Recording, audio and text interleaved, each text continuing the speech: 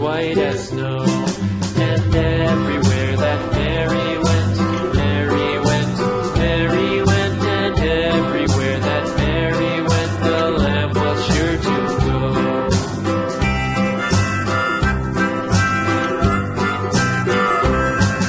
It followed her to school one day, school one day, school one day. It followed her to school one day. say, which was against the rules.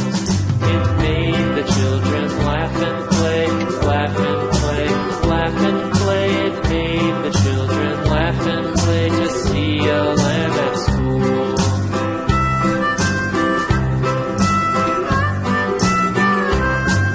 And so the teacher turned it out, turned it out, turned it out. And so the teacher turned it out, but still it lingered near and waited patiently about, and waited patiently about till Mary did appear.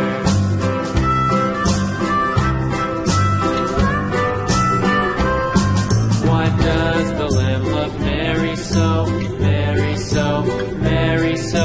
Why does the Lamb love Mary so? The eager children cried. Why Mary loves the Lamb, you know, Lamb, you know, Lamb, you know. Why Mary loves the Lamb, you know, the teacher did reply.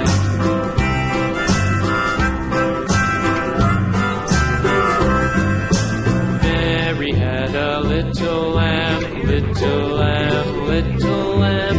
Mary had a little lamb, its fleece was white as snow.